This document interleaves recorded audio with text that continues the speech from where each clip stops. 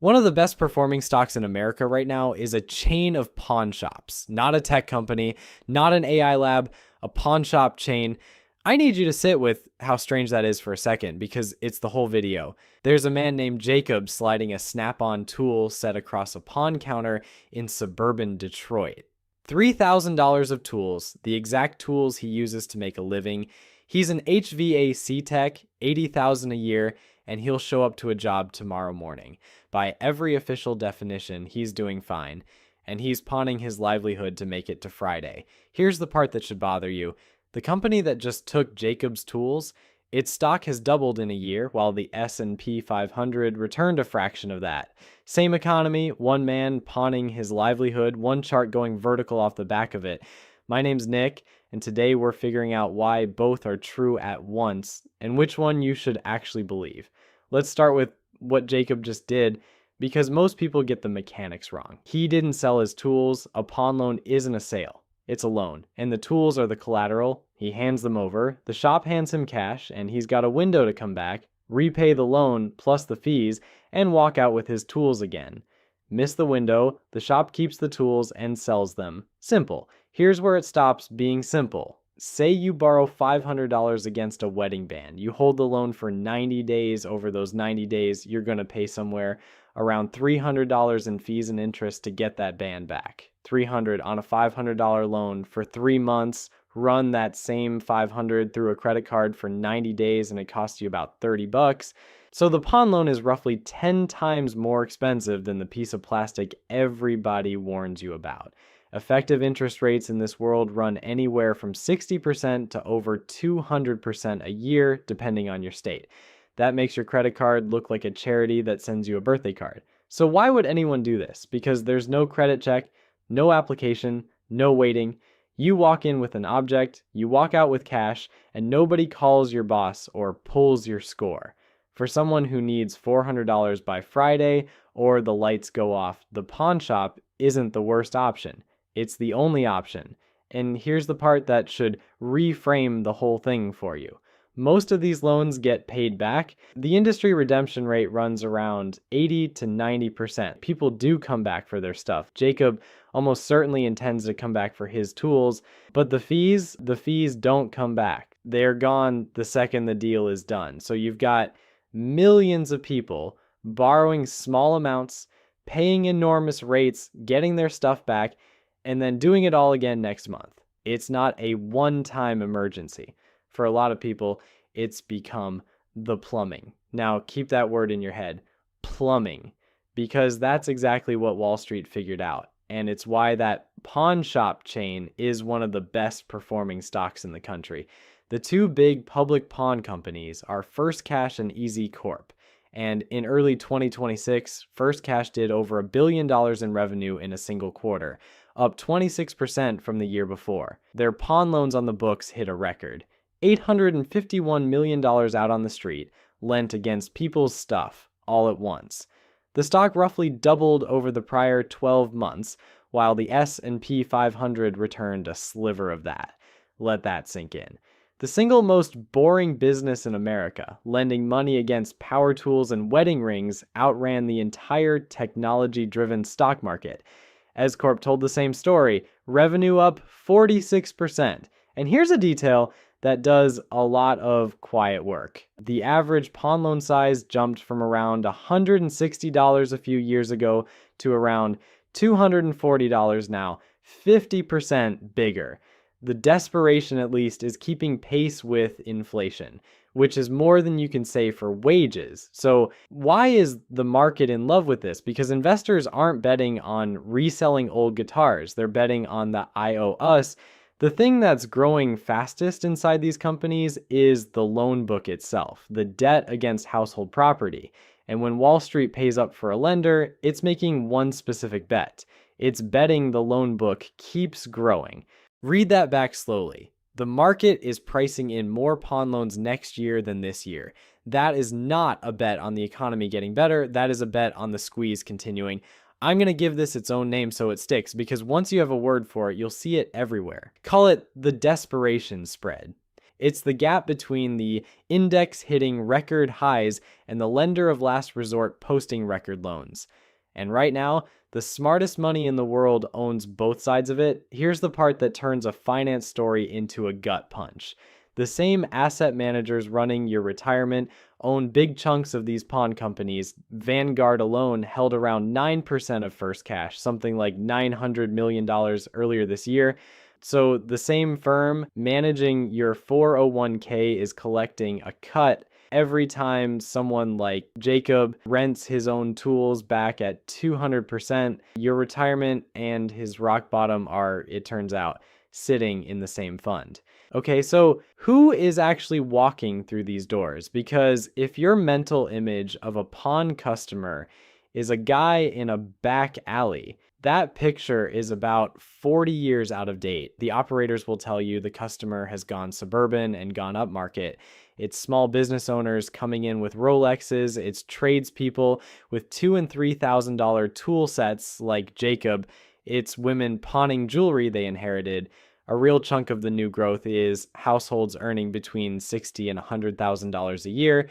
These are people with jobs, people with retirement accounts, people who, on paper, are the middle class. The pawn counter stopped being where you go when you're poor. It became where you go when you're employed and still can't make the timing work. There's a pawnbroker in Detroit named Michael Goldstein who's been doing this for 40 years, and he said something that should be the thesis of this entire video. He said, you can see how the economy's going by looking at what's happening in your store, even sometimes before Wall Street. He calls his shop the canary in the coal mine.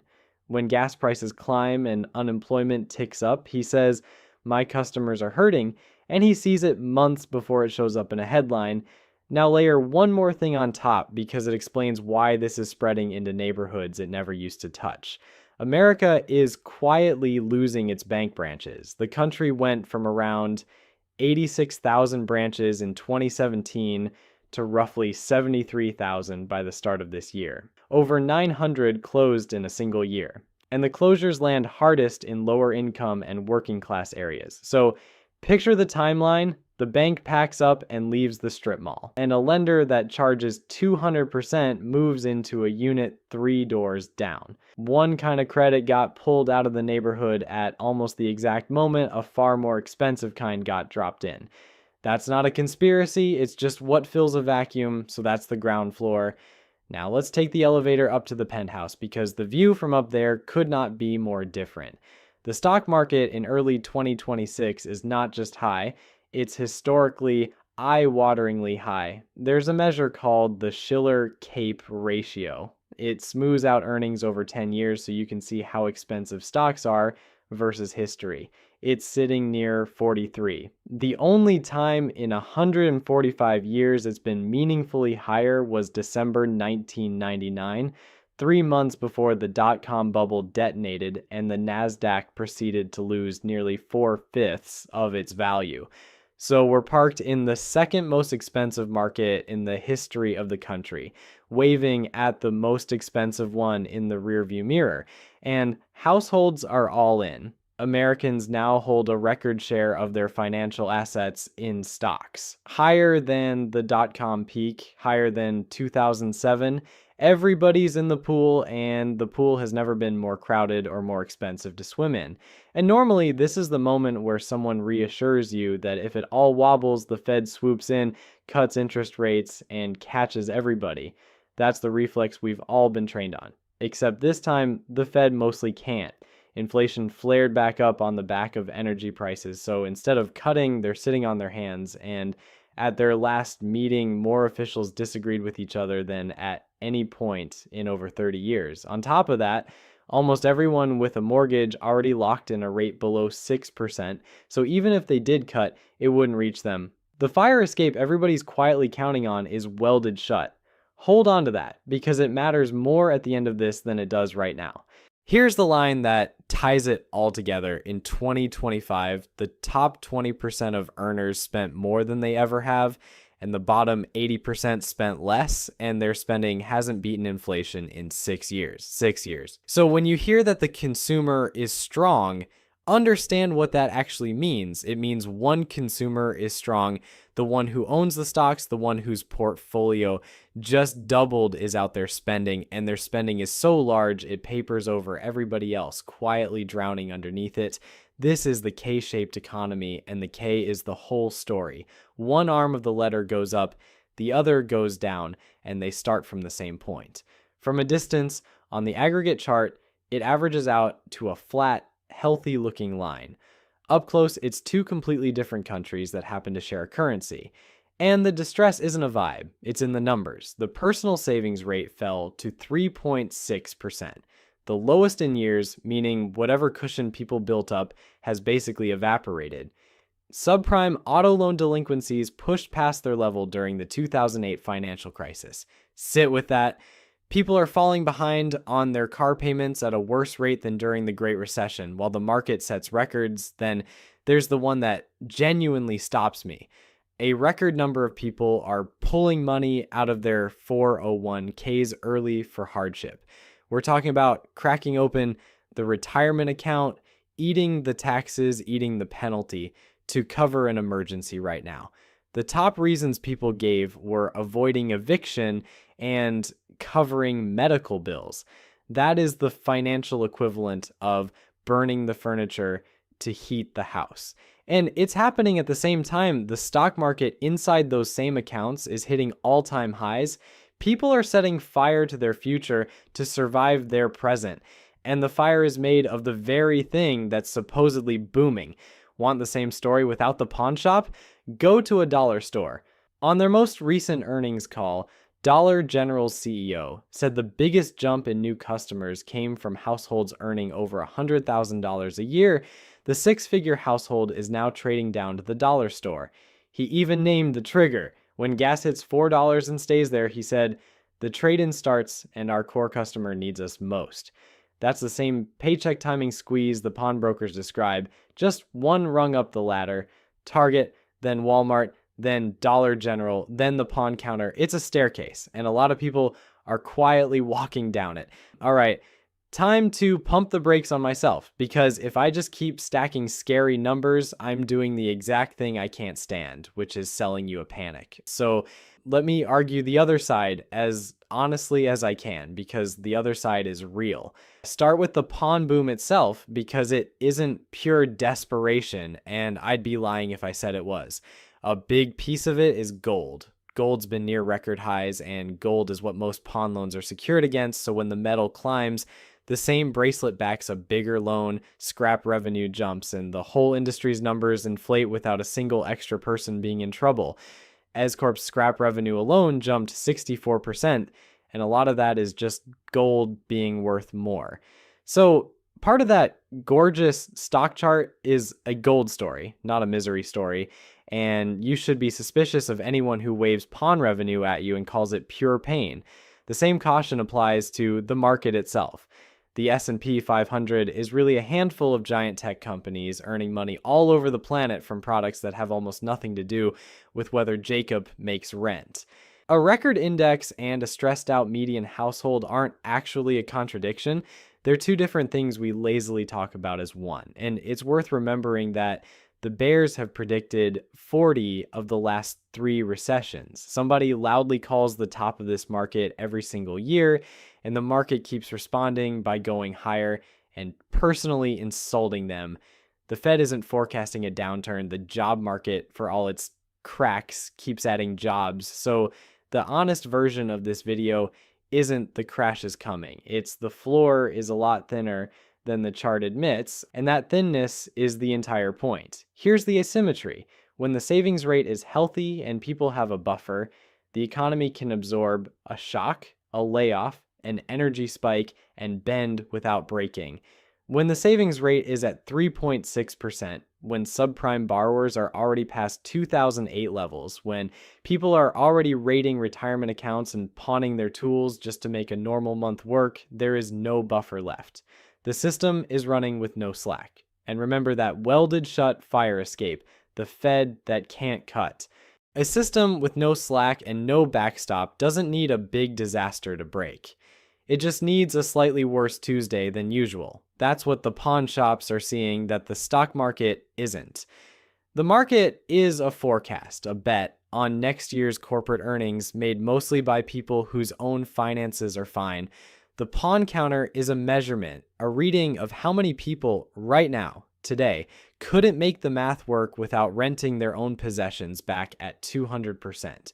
One of those is an opinion about the future. The other is a fact about the present. And when they disagree this loudly, it's at least worth asking which one usually turns out to be wrong. So here's the honest landing. This isn't a crash prediction. The desperation spread can close in two directions. Main Street could heal, incomes could catch up, the savings rate could climb, and the gap closes from the bottom. Or the market could remember that it's standing on a base of consumers who are tapped out, and the gap closes from the top. Nobody reliably calls which or when, but you don't need to predict the weather to notice that an awful lot of people have stopped wearing coats. Which brings me back to Jacob and that Snap-on set sitting on the glass. Whether he ever walks back in and slides his ticket across to reclaim it comes down to a single number, whether next month is a little better or a little worse than this one. That's the entire margin he's living on, and there are millions of him. People with jobs, with degrees, with retirement accounts living so close to the edge that whether they keep the tools they need to earn a living depends on whether one ordinary month goes slightly sideways. That's not a crisis you'll see on a front page. It's quieter than that. It's a guy in Detroit doing everything right, hoping for an unremarkable month. Now, real quick, because this is the question I get more than any other. People watch a breakdown like this and ask me how I actually find this stuff. The pawn earnings buried in a footnote, the dollar store quote nobody reported on, the savings rate hidden 3 layers deep in a government release, and then how I turn it into a video people actually watch. That's exactly what I teach inside our school community. It's where I walk through the entire process, start to finish. How I source these stories, run the numbers, structure a script that holds attention, and build a faceless finance channel from zero, even if nobody ever sees your face. If you've ever watched one of these and thought you could do this, the link's in the description, and I'll see you in there. All right, before you go, here's what to actually watch. So you're reading the signal instead of just doom scrolling. If the savings rate climbs back over 5 or 6% and those subprime delinquencies start to cool, that's the gap closing the good way, a real green light. But if the savings rate slips under 3 and pawn shops start reporting that people aren't buying their stuff back, that the redemption rate is falling, pay attention, because the day people can't even afford to reclaim their own collateral is the day the canary stops singing. Until then, keep your own buffer fat. Keep your fixed costs lean, and don't confuse a record high market with a healthy one. They are not the same screen. And if you want to learn how I take a signal like this one and turn it into a channel, you know where that school link is. My name's Nick. Hit subscribe, and I'll see you in the next one.